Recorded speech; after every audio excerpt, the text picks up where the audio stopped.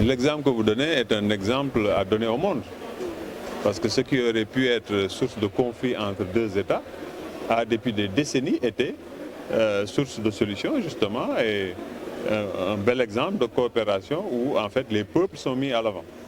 Je pense que vous avez vu à l'ouverture, on vous a parlé de l'OMVG, donc l'OMVS déjà. Nous avons également l'OMVG.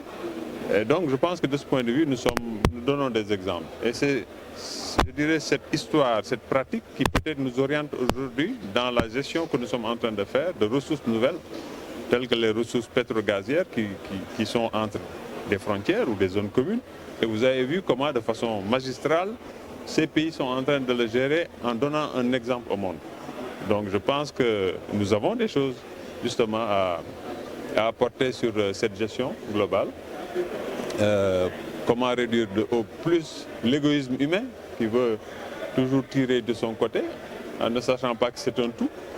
Quand vous parlez de frontières, parce que c'est important, les ressources, elles ne connaissent pas les frontières. Donc si d'un côté de la frontière, on a une gestion assez sérieuse, durable, qui lutte contre tout ce qui est, par exemple, si c'est la pêche INN, qui essaie de donner en tout cas une meilleure organisation aux efforts de capture.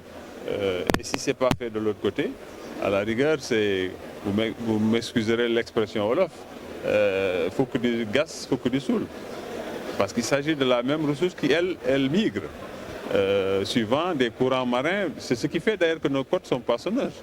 Ce sont ces effets-là qui font que nos côtes sont poissonneuses. Donc si l'homme par son action vient contrecarrer ces effets dès le début, n'empêchant pas les ressources de se reproduire, s'en prenant par exemple aux zones de frayère, etc., font que de plus en plus ces ressources deviennent rares et du coup vous avez des pans entiers de la société qui sont menacés.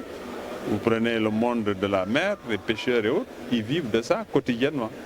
Donc quand la ressource est menacée, eux, leur existence est directement menacée. Donc vous voyez, l'eau est peut-être même nous entoure. Et ce n'est pas pour rien que nous sommes faits de 65% d'eau. Donc voilà, nous vivons avec l'eau, nous avons besoin de l'eau pour vivre. Donc nous devons donner toute l'attention nécessaire à cette eau. Ce n'est pas parce qu'on ouvre un robinet que l'eau coule qu'on doit la gaspiller. On doit penser en le faisant à notre propre parent qui est peut-être à des centaines de kilomètres, qui doit faire 2 heures de temps pour accéder à l'eau.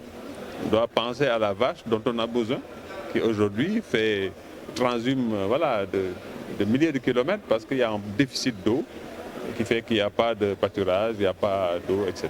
Donc c'est un ensemble.